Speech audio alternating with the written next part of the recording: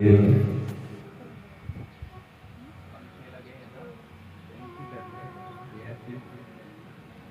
से बोलो जय श्री कृष्ण।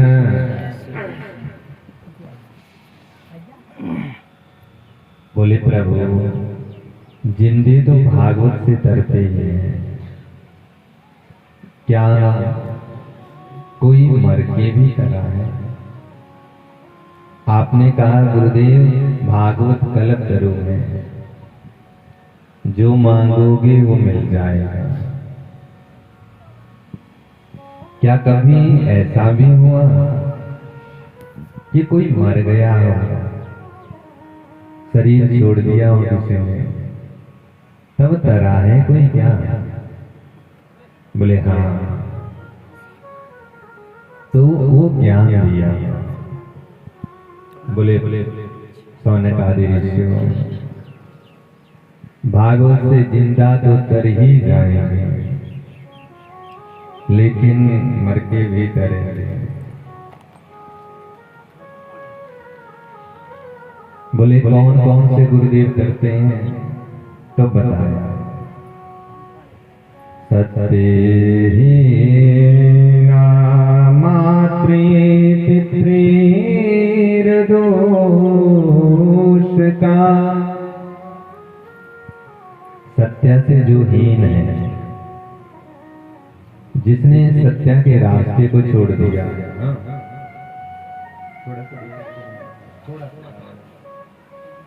जिसने सत्य के रास्ते को छोड़ दिया,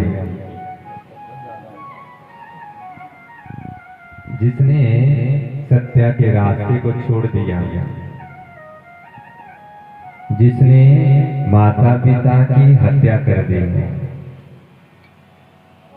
वैसे व्यास से ऐसा तो नहीं कहेंगे कि कोई अपने माँ और पिता की हत्या करे, लेकिन जिसने माता पिता की हत्या कर दी है, फिर शास्त्र कहता है कि भागवत के नाम से वो भी तर जाता है। मदिरा पीत्वा, जो लोग मदिरा का पान करते हैं, भागवत के सुनने से वो भी तर जाते हैं। मांस भक्षणम कृत्वा, कौन तरे हैं? बोले जिसने जीवन पर्यंत मदिरा पान कर लिया और जिसने जीवन पर्यंत मांस खाया। बोले ऐसे सबको भागवत में आना भी चाहिए। लोग कहते हैं अरे महाराज पंडित जी तो बोल देते हैं, बोले जो मांस खाएगा मदिरा पान करेगा वो पापी है, उसकी गति नहीं होती। गरुड़ पुराण में लिखा है, गरम तेल उसके मुख में डाल दिया जाता है, अंतड़ियां जल जाती हैं। लेकिन दुनिया में कोई समाधान नहीं है क्या? हाँ, इस दुनिया में समाधान है। देखो मैया बाबा, बहुत सी माताओं को लगता होगा कि अपने मजे से ये लोग मदिरा पान करते हैं। वेद कहता है प्रारब्ध में जो हमारा पाप बचा होता है, हमने पिछले जन्म में जो गाय के अपराध किया, गाय की सेवा नहीं की है, गाय का लात का प्रहार किया है, पैर का प्रहार किया है, उसके कारण ये जीवन में रोग आता है। और इस रोग का कारण निवृत्ति कैसे है? तो लोग कहेंगे भाई जो मदिरा पान करते हम नहीं जाएंगे, वहां तो ब्राह्मण लोग डांटते हैं। लेकिन भैया सुन लो, जब हमारे शरीर में रोग लगता है तो हम कहाँ जाते हैं? कहाँ जाते हैं? एक ही जगह जाते हैं जहां डॉक्टर बैठा होता है। कहाँ जाएंगे? जहां अब शरीर में बुखार लगा हुआ तो कहाँ जाते हैं? औषधालय में जाते हैं ना सारे। अगर कोई ये भी बीमारी है, पिछले जन्मों की बीमारी है, तो इसका औषधालय कहाँ है? जो मांस खाते हैं, मदिरा पान करते हैं, हाँ? उनको कहाँ जाना चाहिए? जहाँ भागवत लगेगा।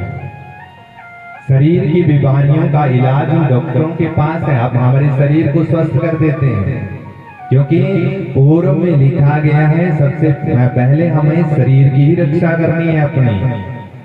जब शरीर रक्षित होगा तभी भजन कर पाओगे प्यारे। इसलिए शरीर की रक्षा करनी है। अगर मांस खा करके, मदिरा का पान करके, पशुवृत्ति करके हमने शरीर की नश्वरता, वो तेज है वो नष्ट कर दिया है, तो ये कैसे वापिस आएगा? बोले औषधालय में जाना पड़ेगा ना। तो कौन सा? जहाँ सत्संग होता है, जहाँ सत्य का संग होता है, जहाँ भगवान की चर्चा होती है प्यारे, उस स्थान के ऊपर आपको जाना है। उसे क्या होगा? बोले जन्म जन्मांतर की जो हमारे शरीर में व्याधि लगी हुई है ना, इस संसार में कोई और औषधालय नहीं है जिसमें इसका इलाज हो सकता है। और जिसने आत्महत्या करने की कोशिश की हो, हाँ, जहर खा करके, जल में डूब करके, पंगा लगा करके, उस मानस को भी बोले भागवत तार देती है, उस पाप से वो बच जाता है। तो कैसे? बोले जीवन में ना जाने कौन सी परिस्थितियां आ जाती हैं। कश्यप नामना ब्राह्मणा, कश्यप नामक ब्राह्मण हो गई माताओं। वो कश्यप नामक ब्राह्मण क्या कर रहे थे? रोज भजनानंदी थे। आजमन में आया, वृंदावन में प्रेम भाव के साथ कृष्ण जन्मोत्सव मनाया जा रहा था। प्रेम से बोलो जय श्री कृष्ण। जैसे ही वृंदावन में चले, बेचारे कश्यप ब्राह्मण जी थोड़ा थक गए। अब सोचे कोई यहाँ से भाव के साथ रथ मिल जाता, गाड़ियों की सुविधा नहीं थी उस समय। तो इतने में गणिका नाम दर्शनम कृत्वा, एक मैया के दर्शन किए और उतने में कह दिया भाव के साथ, ब्राह्मण देवता कहाँ जा रहे हो? वृंदावन गमनम कृत्वा, मैं वृंदावन जा रहा हूँ बिहारी जी के दर्शन करने। बोले मैं भी उधर ही जा रहे हैं, आओ ब्राह्मण देवता बैठो। माताओं, बाबा आज उस कश्यप ब्राह्मण को उस गणिका मैया ने बिठा लिया। जैसे ही रथ के ऊपर बैठे, अब भाई अपने अपने सत्संगी हैं, अब कथा में आओगे तो कथा ही सुनने को मिलेगी, शादियों में जाओगे तो शादियों का माहौल होता है। कश्यप ब्राह्मण से पूछा तो भजनानंदी थे, तो चर्चा करने लगे। बोले ब्राह्मण देवता ज्ञान तो पूरा जान लिया आपने। कछु तुम्हारे पास धन है क्या? कुछ धन है क्या? जिसको धन चाहिए वो धन की लालसा ही करेगा। हाँ, तो आज वो बोले देवी धन तो मेरे पास नहीं है, धिक जीवनम धनम बिना, धिकार है तेरे जैसे जीवन को। पादम प्रहारम कृत्वा, ब्राह्मण के शरीर के ऊपर पैर का प्रहार कर दिया।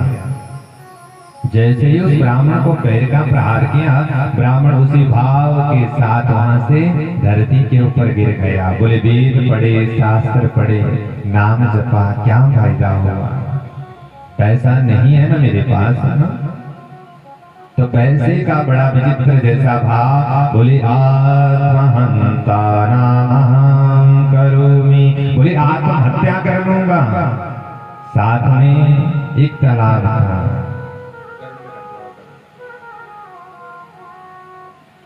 मैया बाबा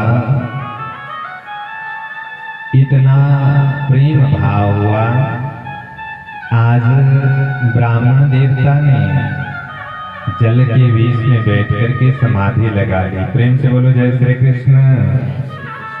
जैसे ही समाधि लगाई तो बाबा बोले जिसने नाम जपा होता है, ये नाम जप सहाय हो जाता है। हाँ, ये नाम जप सहाय हो जाता है। जिसने राधा राधा राधा कृष्ण कृष्ण कृष्ण जपा हुआ था, आज अपने हाथों में शालिग्राम भगवान जी को रख लिया और कहते हैं अंतानां प्राणानां। अब मैं प्राण छोड़ दूंगा। बोले धिक्कार है प्रभु ऐसे जीवन को, जिसके पास धन नहीं है, दौलत नहीं है।